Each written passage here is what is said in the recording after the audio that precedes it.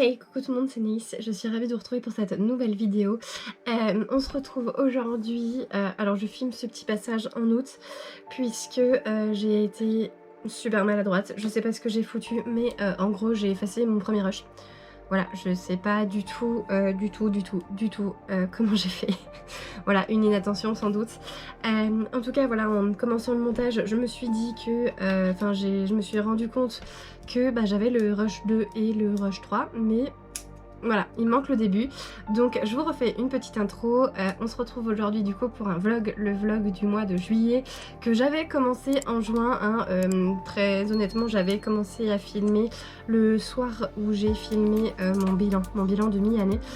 Donc voilà, je vous parlais un petit peu de ma lecture en cours à l'époque, c'était La Maison Chapelier, voilà, le tome 1, je crois que je vous en parle un petit peu dans le deuxième rush, donc ça va suivre. Je sais plus du tout si je fais le résumé, je crois que je le faisais dans le premier rush que j'ai effacé, donc je vais recommencer vite fait. Dans ce livre-là, nous allons suivre Cordelia, qui est une jeune fille qui appartient à la Maison Chapelier. Donc c'est Cordelia Chapelier, voilà, sa famille est une famille d'artisans qui est capable de faire donc des chapeaux.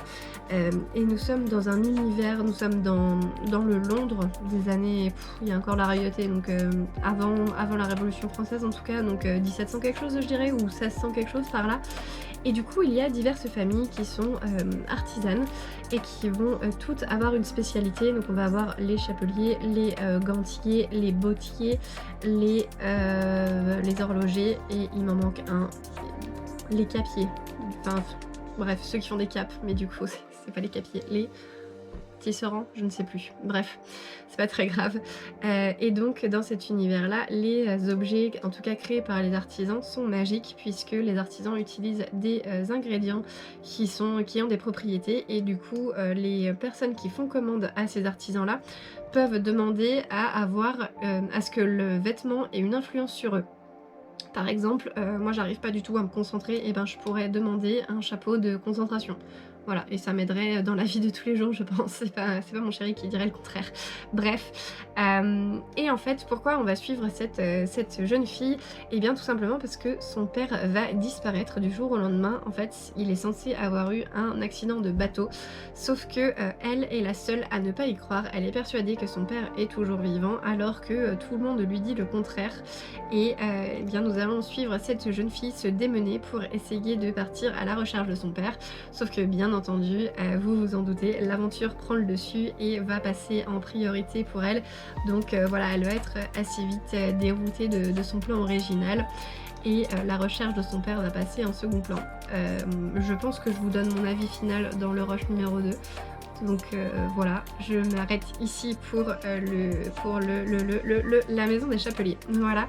Et sinon dans le premier rush, eh bien, je vous parlais tout simplement de Happy également, et je pense que j'en parle dans le rush numéro 2, puisque dans le premier rush, en fait j'avais reçu le tome 8 juste avant de filmer, donc je crois que je l'avais juste commencé, et je vous disais à quel point j'étais hypée par cette saga.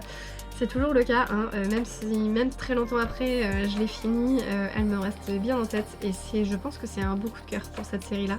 Donc voilà, j'ai envie d'en lire plus, j'ai envie de recommencer à acheter des Naoki Urasawa.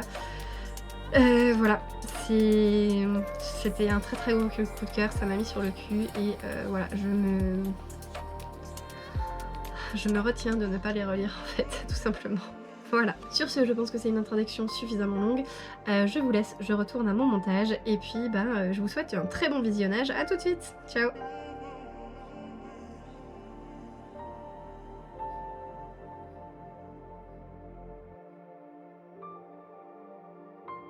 Hello, on se retrouve pour une deuxième partie de vlog. Je suis désolée, j'ai extrêmement laissé passer du temps entre les deux rushs, puisque je crois que le premier rush j'avais filmé genre 24 juin, quelque chose comme ça, en tout cas avant début juillet, et nous sommes le 14 juillet, voilà, bonne fête à tous les Français.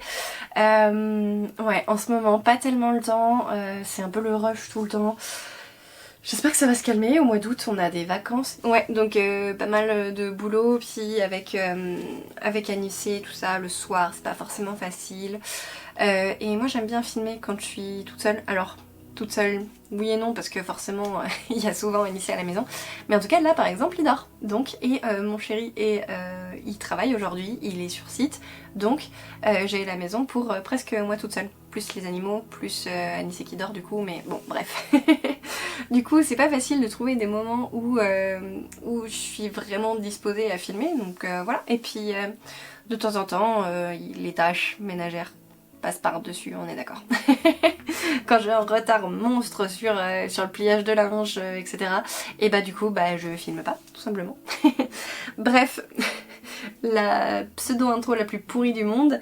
Je suis venue pour vous parler un petit peu de mes livres en cours, de ce que j'ai fini, etc. Alors... je crois que dans le premier rush, je vous parle de celui-ci, La Maison Chapelier. La Maison Chapelier, oui, c'est ça. Je l'ai terminé, depuis le temps quand même, je l'ai terminé. C'était assez cool, c'était pas mal. Je suis un tout petit peu déçue parce que j'en attendais beaucoup de ce livre. Ça faisait un moment que je le voyais, enfin depuis qu'il est sorti en tout cas, que j'avais envie de me le procurer et de le dégommer. Au final, ça n'a pas été un coup de cœur. C'est super bien, hein, mais... il me manquait un petit quelque chose pour déclencher un coup de cœur. Donc voilà, par contre il n'y a aucun souci, je me procurerai le tome 2 quand je me procurerai le tome 2. Voilà. Je vais arrêter de donner des dates parce que de toute façon c'est jamais respecté, donc voilà. Mais voilà, j'ai beaucoup aimé le personnage de Cordelia.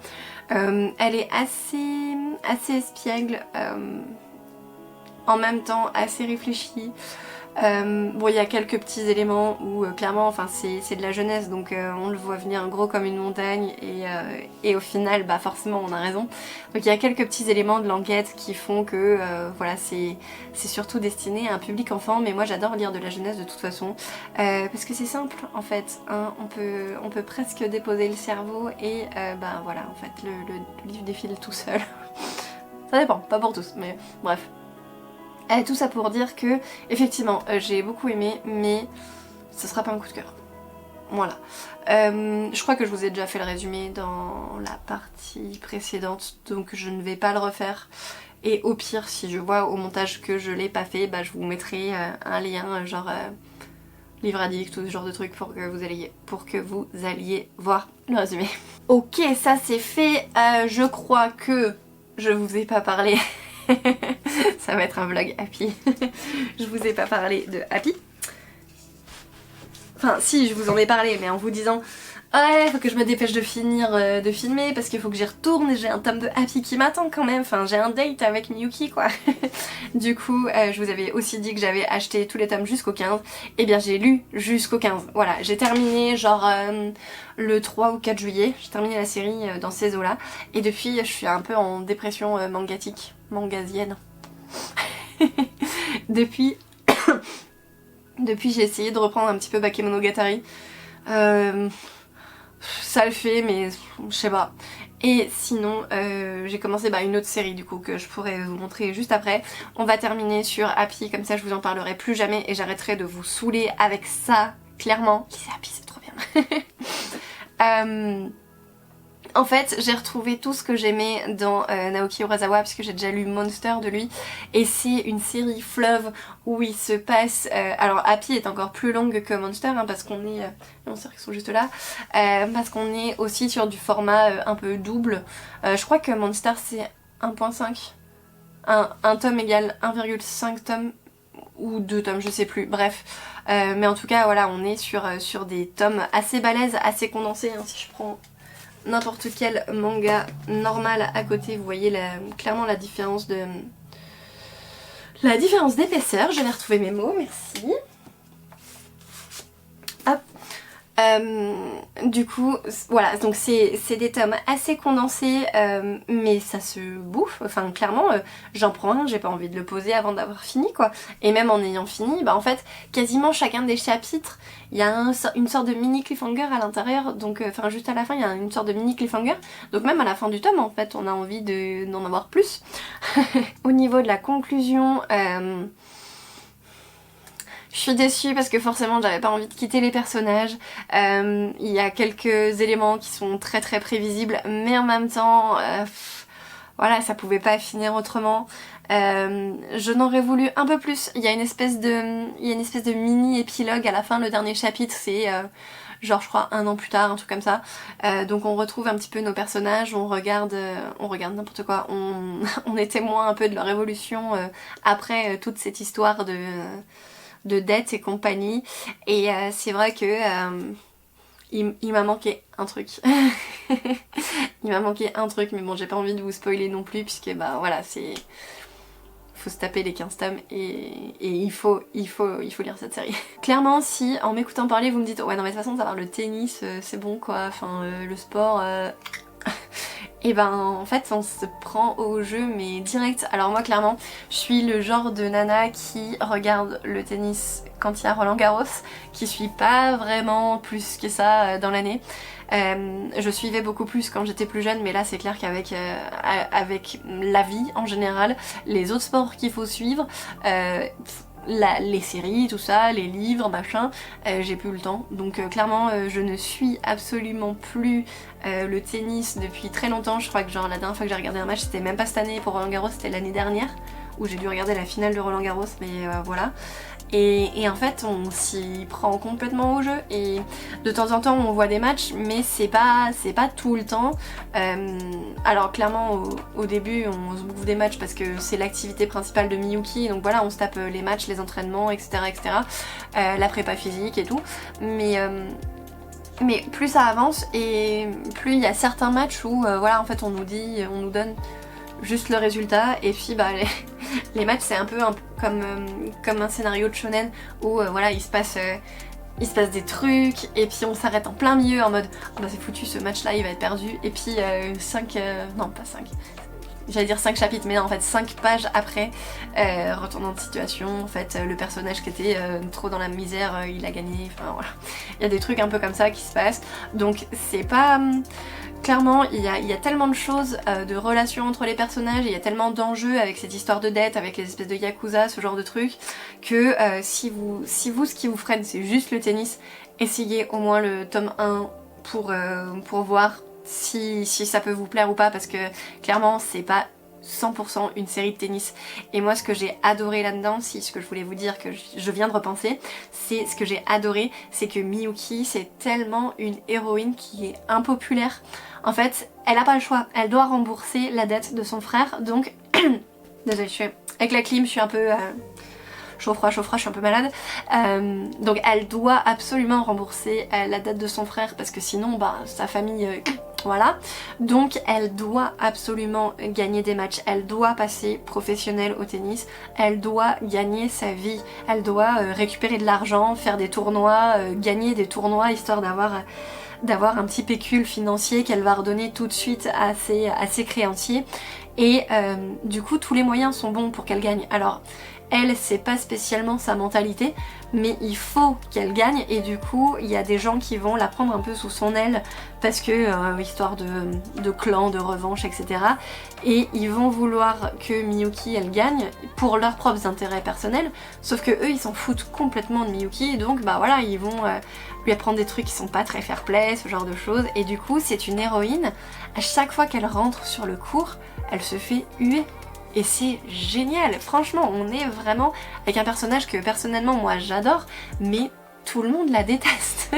Enfin tout le monde à part, voilà, à part son entourage, sinon tout le monde est dur et cruel avec elle, et ouais c'est pas courant qu'on voit ça, c'est pas commun, je sais plus comment on dit, putain j'ai perdu mon français, bref. C'est pas très commun dans le manga en général de suivre un héros qui est vraiment impopulaire, et j'ai adoré, clairement j'ai adoré. Bref, vous l'avez compris, je pense que j'ai pas besoin de m'étendre plus sur le sujet. Happy, très grosse claque mangastique de l'année, même si j'ai commencé l'année dernière, mais là clairement vu le nombre de tomes que j'ai enchaîné, je crois que j'ai fait 8, 9, 10, 1, 2, 3, 4, 5, 6, 7, 8, ouais c'est ça, je me suis enquillée les 8 tomes à partir du moment où je me suis débloquée, là que j'ai acheté le fameux tome 8 qui me manquait, je me suis enquillée les 8 tomes et c'était trop bien, et voilà, et je vivais dans cet univers. J'arrête de radoter avec ça, j'arrête de fangirler sur Happy. Je peux vous parler du coup de la nouvelle série de manga que j'ai commencé. Il s'agit de Lone Knight qui est publié aux éditions Black Box. Et là on est pareil en fait, on est sur une épaisseur assez conséquente. Donc on est sur une édition où ils ont publié 2 tomes en 1. C'est un grand format aussi, hein, donc à peu près même format que Happy. Voilà, en épaisseur à peu près pareil, en taille clairement pareil. Donc voilà. C'est une histoire qui nous est délivrée par, je prends l'anti-sèche, Akihito Yoshitomi. Alors perso, je ne le connais pas, mais a priori ça c'est sa première œuvre et il a été plus célèbre, plus popularisé par ses œuvres d'après. Donc voilà. Moi très clairement j'ai craqué puisque Black Box font quand même relativement régulièrement des opérations soldes, occasion, manga à moitié prix, ce genre de choses. Parce que c'est une maison d'édition qui est assez spécialisée hein, sur le rétro, ce genre de choses. Là cette série là elle date des années 90, début des années 90. Donc voilà, on est sur du rétro et en même temps c'est ultra cher. Je crois que le tome d'Happy il est à 11 € chez Panini et déjà Panini c'est pas une maison d'édition qui est assez donnée donc voilà c'est... Je trouve que le prix pour le format est bien. Celle-ci ça doit être genre 16 ou 17 € pour à peu près la même chose sauf qu'on n'a pas de jaquette, on a juste un rabat donc on a couverture cartonnée, on n'a pas de jaquette dessus. Voilà, niveau équivalence on a genre 6 € d'écart pour la même chose, voire un peu moins bien au final puisque ici il n'y a pas de jaquette. Bref, je pense que peut-être la qualité du papier est meilleure sur celle-ci mais pour moi c'est relativement un détail dans le sens où que je lise sur un papier blanc ou sur un papier jaune ça ne me change pas grand chose. Moi ce que j'aime surtout c'est d'avoir un papier suffisamment épais pour pas voir forcément les dessins de la page d'après dessus. Bref, je sais pas si je suis très claire, je vais arrêter de divaguer.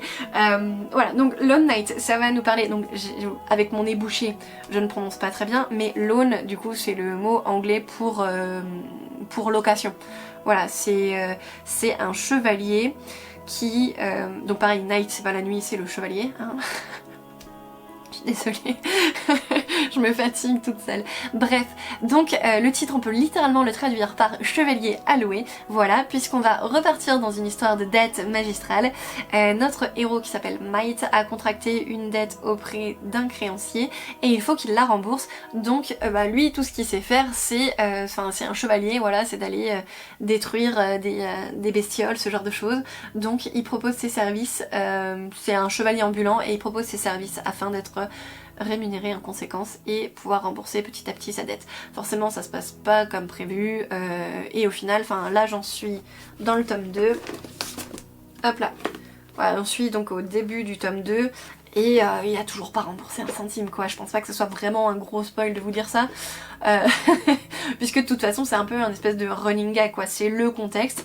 Et ce que j'aime bien sur cette série c'est qu'on est sur des chapitres qui ne se suivent pas forcément.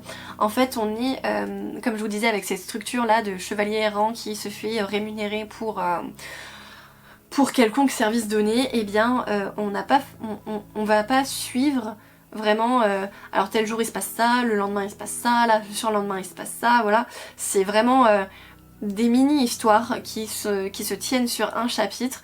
En gros, il est dans une ville, on lui confie une mission, il fait la mission et ça se termine. Enfin c'est un peu ce schéma répétitif. Forcément il y a des péripéties, ce genre de choses au sein même du chapitre et de temps en temps on peut retrouver des personnages qui ont été présentés dans un chapitre un peu ultérieurement. Mais voilà, il n'y a pas forcément de corrélation entre les chapitres entre eux, mis à part les personnages qui peuvent revenir. Mais en gros...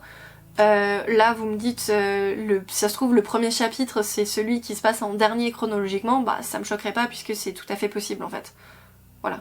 Bon, bah tout à fait possible mais pas pour le premier chapitre mais bref, et du coup le Might va avoir quelques personnages qui gravitent autour de lui, notamment, aïe je me suis donné un coup avec le livre toute seule, notamment la petite madame en couverture du deuxième qui s'appelle Shia, et Shia est assez intéressante au final puisque c'est une dragonne Voilà, je pense que c'est... elle fait partie de l'espèce des dragons, sauf que les dragons dans cet univers-là, ils peuvent prendre forme humaine. Du coup, c'est assez cool. Ça rapporte un petit peu une facilité scénaristique où, enfin voilà, il y a énormément de possibilités qui peuvent se faire autour de ce personnage-là. Et ouais, c'est une série qui pour le moment est assez cool. J'avance pas très vite dedans puisque, comme je vous dis, vu que c'est des chapitres relativement indépendants, bah je peux venir les picorer comme ci comme ça. Il n'y a pas forcément de gros besoins d'investissement. Donc voilà, là en ce moment j'ai un autre roman en cours. Je vais vous en parler juste après, mais j'alterne un peu entre les deux, genre un chapitre de l'un, un ou deux chapitres de l'autre, etc., etc. Voilà. Ah, il est chaud. C'est pour ça les petites tresses là, c'est que j'ai extrêmement chaud. Et du coup pour le roman que j'ai en cours, il s'agit du Palais des Otomae de Nina Varela, publié aux éditions de Saxus. Forcément moi j'ai craqué pour le hardback. Voilà, je pense que vous commencez à me connaître maintenant. En tout cas chez De Saxus, voilà, ils auront ma peau. Nous sommes donc sur... un monde, pardon, je suis vraiment claquée. Nous sommes sur une fantaisie où dans ce monde-là, il y a eu un inventeur qui a créé des automas, donc automae au pluriel. Ce sont des êtres complètement créés, artificiels, un peu comme des IA je pense, enfin voilà, des robots autonomes mais qui réfléchissent, qui pensent par eux-mêmes, etc. C'est pour ça que je parlais d'IA qui ont un comportement autonome.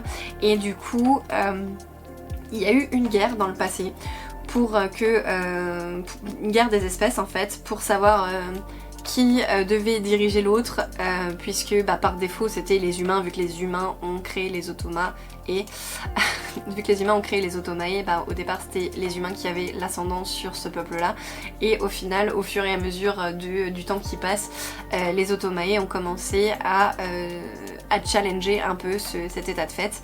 Et donc maintenant nous suivons, enfin maintenant au moment où se passe le roman, nous sommes une cinquantaine d'années après la guerre qui a changé justement la donne. Donc maintenant nous sommes sur des automae qui dirigent un petit peu le monde, qui voilà, le monde dans lequel l'histoire se passe, et les humains sont les serviteurs, les servants, les serviteurs. Je crois que les deux se disent, bref. Les humains servent les automae, donc voilà, c'est eux qui vont s'occuper de tout ce qui va être agricole, mais ils vont aussi être au service d'eux en mode service comme pour la royauté, là, j'arrive plus à parler. Service à la personne, genre leur brosser les cheveux, les aider à s'habiller, ce genre de truc. Enfin vraiment on est sur une très très large gamme de services aux automae. Ce roman, on est avec particulièrement deux personnages. On a une alternance entre les deux personnages en termes de chapitres. Et nous allons suivre Crier. Alors, moi je le dis comme ça dans ma tête parce qu'en français ça se dirait genre crier du coup. Et je suis pas très fan, donc on va dire que c'est de l'anglais, que c'est anglophone et qu'elle s'appelle Crier, qui est la fille du monarque Otoma qui dirige le monde. Et en fait elle a été créée pour être son héritière, pour prendre la relève, voilà, puisque dans ce monde là en fait même s'ils ont des corps organiques, a priori ils sont capables de mourir genre tout seuls. Il n'y a pas que des morts en mode je te tue. Il y a a priori, de ce que j'ai cru comprendre, en tout cas s'ils ont besoin d'héritiers, bah, c'est qu'il y a des morts plus ou moins naturelles d'Otomae. J'ai vraiment du mal. Donc du coup, Crier est une fille qui est assez intellectuelle. Elle s'est énormément documentée sur l'histoire, sur notamment cette guerre justement entre qu'est-ce qui se passait avant, qu'est-ce qui se passe maintenant. Elle est vachement érudite sur la culture humaine, ce genre de choses. Et voilà, elle est très réfléchie. Et en deuxième, donc en alternance, nous allons suivre Ayla, donc pareil, je sais pas comment ça se prononce, mais c'est A-Y-L-A, donc moi je dis Ayla, qui est une humaine et qui est au service des automae. Et on l'apprend relativement vite, mais Ayla va se retrouver au service personnel de Crier. Et voilà un petit peu l'histoire. Alors Ayla, elle a un background assez sombre puisque toute sa famille s'est fait décimer par des Otomae. Donc elle a un peu en elle cette envie de revanche. Elle est très en colère. Elle est très ouais, perturbée un peu par son passé. En même temps c'est normal qu'il ne le serait pas. Mais en tout cas elle a une rancœur vachement forte en elle. Et ça l'empêche un petit peu de tisser des liens. Et voilà, ça renforce un petit peu son caractère un peu solitaire et tout ce qu'elle pense c'est vachement violent. Enfin je sais que j'ai un petit peu du mal à lire les chapitres sur Ayla parce qu'il y a énormément de rancœur à l'intérieur. Je dis pas que je l'aime pas, hein, c'est juste que c'est un peu dur. Voilà. Maintenant, j'en suis à peu près à la moitié, un peu moins que la moitié. Voilà, j'aime quand même assez bien cette histoire. Voilà, après comme je vous disais, avec Lone Knight, je picore un peu par-ci par-là. Et en ce moment, je suis tellement fatiguée que des fois je m'endors lamentablement au bout de 2 pages. Donc voilà, j'avance pas très vite. Par contre, j'aime beaucoup l'histoire. Il y a toute une histoire un peu de... Il y a, ouais, tout un contexte de rébellion, pas de révolution, de résistance, voilà. Au bout de 3/4 d'heure, je retrouve enfin le bon mot. Voilà, donc ça me fait un peu penser au contexte Deuxième Guerre mondiale, de l'occupation nazie, etc. On peut tout simplement transposer, genre les humains sont les Français et les Ottomans sont les Allemands nazis, assez facilement. Donc voilà, après il y a un peu aussi un jeu du chat et de la souris, puisque Ayla qui va se retrouver dans le palais, forcément elle veut servir sa cause, donc voilà, il y a des choses qui se passent un peu en mode suspense, est-ce qu'elle va réussir, ce genre de choses. Voilà, je sais pas trop quoi vous dire de plus. Moi, pour le moment j'aime bien, je pense que je vous ferai sans doute un retour lorsque je l'aurai terminé complètement. Et d'ailleurs sur cette série, le tome 2 est sorti genre début du mois de juillet ou il y a quelques jours, enfin bref je commence à le voir passer sur Insta, donc je me dis que si j'ai bien aimé ce tome là, je pourrais acheter le 2e tome, et vu que c'est une duologie, j'aurais complété une série de plus si je l'achète et si je la lis relativement vite, enfin en tout cas avant la fin de l'année.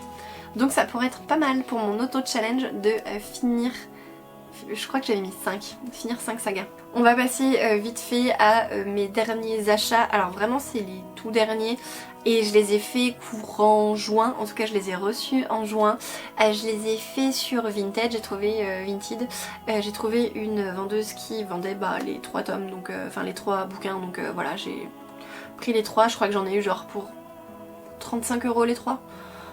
Voilà, c'est pas donné, mais c'est pas non plus très cher quand on va voir ce que c'est. Donc le premier tome, il s'agit de Sang d'écume et de glace par Alexiane Delis aux éditions Albin Michel. Michel Lafon, pas du tout, il y a Alors, Robert Laffont, Michel Lafon et Albin Michel, franchement les 3... J'ai un peu du mal. Donc je ne connais absolument pas le résumé de cette série. Par contre j'ai une petite suggestion à vous faire.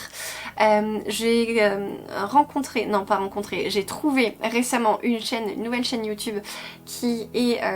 la madame s'appelle Violaine et son pseudo c'est Vikao Sweet Papers. De toute façon je vous mets son lien juste en dessous en barre de description. C'est une relativement nouvelle youtubeuse de ce que j'ai cru comprendre, booktubeuse.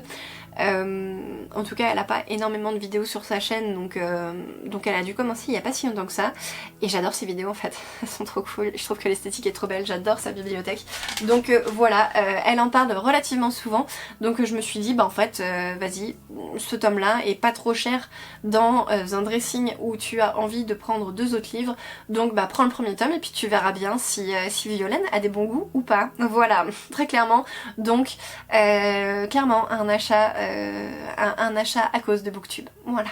Voilà, comme quoi ça arrive à tout le monde, hein. Si vous connaissez un peu cette série, n'hésitez pas à mettre des commentaires à mettre des commentaires, histoire que je vois s'il y a que elle qui kiffe cette série ou si c'est d'ampleur générale, puisqu'il me semble que je l'ai pas trop vu passer, ou alors peut-être que je vis dans une grotte, je ne sais pas.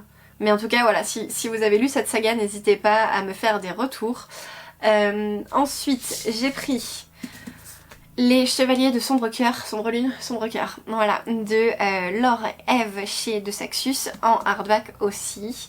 Voilà, clairement je l'ai pris parce que Légende arthurienne, j'hésitais très fort à la prendre, cette série, puisqu'on est sur une réécriture donc des légendes arthuriennes, mais avec un mood un peu moto-biker, ce genre de choses. J'avoue que c'est pas mon délire, mais genre pas du tout mon délire. Donc voilà, j'ai un peu hésité, sauf que bah voilà, il était à 15 € au lieu de 26, donc je me suis dit allez, c'est pas si cher que ça, au pire je pense pouvoir le revendre 15 € aussi, donc je n'aurais pas perdu grand chose, voilà. Clairement en ce moment non, mais au mois de juin je regardais surtout tout ce qui est occasion sur les nouveautés de Saxus qui me hypaient pas trop. Il y en a certaines que j'achète en neuf direct parce que voilà, ça me hype de ouf, mais celles qui je suis un peu en mode ouais, je regarde d'occasion tout simplement, et il y en a de plus en plus à prix relativement abordable. J'arrive à en trouver entre 13-15 €, et en général c'est mon trigger, enfin c'est le palier en dessous duquel je me dis bah je peux l'acheter et je pense pas que je perdrai grand chose de toute façon. Je sais pas si je suis très claire, mais en tout cas pour moi c'était clair, c'est le principal, donc que je me comprenne. Et ensuite, dernier livre que j'ai acheté dans la même commande, du coup il s'agit aussi d'un de Saxus, c'est Monstre Ordinaire de J.M. Miro. On est sur une belle briquette, celle-ci je sais absolument pas si c'est un tome de saga ou si c'est un one shot, faudra que je me renseigne. Pareil, je l'ai pas mal vu passer celui-ci sur YouTube. En général j'essaye d'éviter les spoilers, donc quand une booktubeuse que je suis parle d'un livre qui me tente, je fais avance rapide, et du coup même le scénario, même le résumé, je ne le regarde pas. Voilà, peur que les gens en disent trop, peur que... voilà. Mais même peur que le résumé en dise trop, des fois il paraît. Mais celui-ci en tout cas je me suis arrêtée à regarder les retours en mode j'ai aimé, j'ai pas aimé, et ça penchait vachement plus sur le j'ai aimé, voire j'ai adoré. Donc voilà, je me suis laissée tenter. Pareil, il était genre à 15 € alors qu'en neuf il est à 26,90, donc 27 €. Pareil, je me dis que c'était relativement une bonne affaire. Voici voili pour les derniers achats. J'ai trouvé également une petite... Non, pas du tout j'ai trouvé, mais je me suis mis un mini challenge à moi-même. J'essaye de ne pas acheter de livres de l'été, en fait. De l'été, juillet, août. On verra combien de temps je tiens. Mais en tout cas, là on est au 14 juillet, j'ai pas encore acheté de livres sur le mois de juillet. C'est déjà pas mal, hein. Alors quand je dis j'ai pas acheté de livres, j'ai un tout petit peu triché, j'en ai récupéré 2, mais c'est 2 pour Anissé qu'une collègue m'a filé, donc je les compte pas en fait. Je me dis il n'y a pas de nouveaux livres qui rentrent pour moi dans la maison, voilà.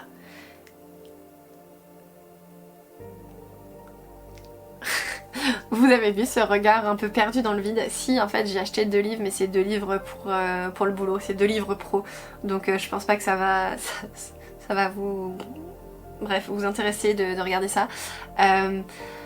J'avais fait la commande en juin et elle est arrivée en juillet parce que en fait c'est des livres en anglais, et du coup je les ai commandés en Angleterre, donc le temps que ça arrive, voilà, ils sont arrivés en juillet. Mais je les compte pas dedans puisque c'est des livres pour le boulot. Voilà, vous êtes d'accord avec moi ou pas? Dites-moi si ça marche ou si ça marche pas, si j'ai cassé mon book-haul à cause de mon no-buy à cause de ça. Ah, je commence à... Non, j'ai pas envie de casser mon no-buy à cause de ça. Bref, je vais arrêter de psychoter. Voilà, je pense que c'est à peu près tout pour ce rush. Je vais essayer de filmer plusieurs autres vidéos, comme ça j'aurai un peu du contenu d'avance. Donc clairement si vous voyez les mêmes fringues, normal, ça aura été tourné le même jour. Donc voilà, et je pense que je vais vous reprendre un petit peu, je vais faire durer ce vlog. Putain, il est où? Il est là. Je pense que je vais essayer de faire durer ce vlog jusqu'à la fin de celui-ci, le palais des Otomae. Donc à voir combien de temps je me le traîne encore, mais voilà, je pense que vous n'êtes pas au bout de vos peines. Et bah allez, je vous fais des gros bisous, puis à tout de suite pour vous et à plus tard pour moi. Hey, je vous reprends rapidement pour clôturer cette vidéo puisque ça y est, j'ai terminé Le Palais des Automailles, le tome 1 donc de Nina Varela, publié aux éditions de Saxus. Qu'est-ce que j'en ai pensé? Eh bien c'était pas mal, clairement pas un coup de cœur.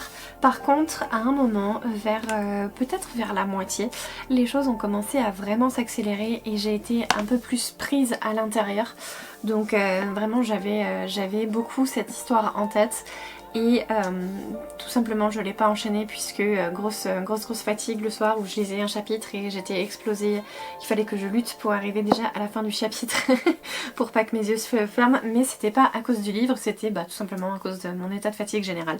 Donc voilà, on m'a beaucoup parlé, alors de ce que j'en avais compris, c'était un espèce d'enemies to lover lesbien, donc entre les deux personnages principaux. Je crois que je vous avais parlé de Crier et de Ayla. En fait, ça va, je m'attendais à un truc vachement romance et un peu moins fantasy que romance. En fait, non, on est clairement dans de la fantasy avec des enjeux, avec des complots politiques. Vraiment, moi, tout ce que j'aime dans de la fantasy.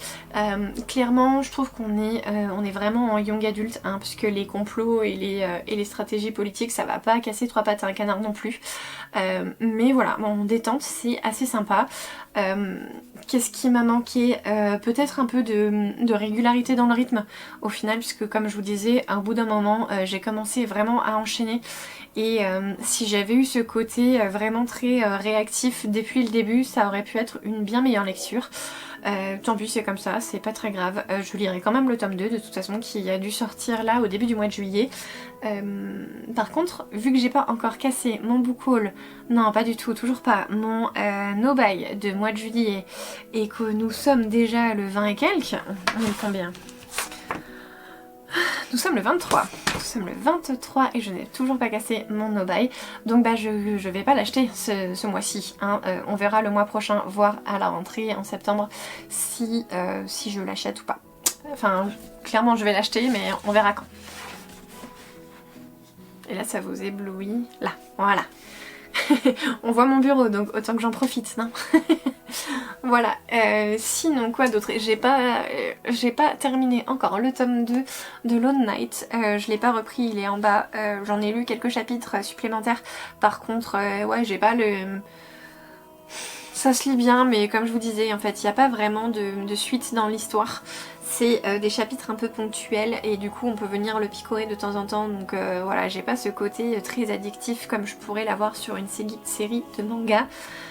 Par contre, clairement, je sens le après Happy, où je suis pas en panne de lecture non plus parce que j'arrive à lire et je lis des romans, mais j'ai beaucoup moins envie d'aller dans du manga parce que voilà, je sais que je vais pas retrouver ce côté vraiment addictif que j'avais sur les Happy, donc voilà, pour le moment, j'avance doucement dans Lone Knight, doucement mais sûrement.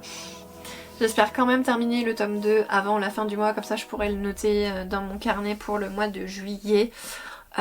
Et voilà, ce serait déjà pas mal. Sinon quasiment rien d'autre, hein, vu que je vous ai dit que j'ai pas cassé mon no-buy, donc j'ai rien à vous montrer niveau réception. Quoi d'autre? Il faut que je fasse du montage parce que là clairement je suis vachement à la bourre. Du coup cette vidéo je l'ai pas encore commencé à la monter. J'ai tourné une autre vidéo, j'en suis à peut-être les 3/4 de montée, mais voilà, il faut que je finisse que je l'upload et que, enfin du coup vous l'aurez vu très certainement avant. C'est la vidéo sur les livres que j'ai drop, que j'ai arrêté. Donc je pense que vous avez dû l'avoir avant ce vlog là. Et vu que j'ai recommencé un nouveau roman, il faudrait que je reprenne un nouveau vlog du coup. Mais vu que celui-ci va être déjà super long, je vais arrêter ce vlog là et je vais l'arrêter pas trop loin ici. Je vais l'arrêter carrément maintenant et puis je reprendrai un. Semaine prochaine au niveau du boulot, ça va être un peu galère puisque on a un consultant qui vient nous aider, donc il faudra souvent aller sur site. Normalement je vais sur site 2 à 3 fois par semaine. Et du coup clairement en fait c'est quand je suis en télétravail entre midi et 2 que je peux avancer à la fois le tournage, le montage, etc. Donc j'ai un poil plus de temps quand je suis en télétravail toute seule, hein, puisque en télétravail avec mon chéri en général, soit on va manger entre midi et 2, soit on va faire du sport ensemble. Donc quand je suis toute seule j'ai du temps pour faire mes vidéos. Quand j'ai pas beaucoup de retard en ménage ou en linge ou bref. Bon, ça m'arrive à peu près une fois par semaine d'avoir du temps pour mes vidéos entre midi et 2. Mais là clairement la semaine prochaine, faut que j'y aille lundi, mardi, mercredi.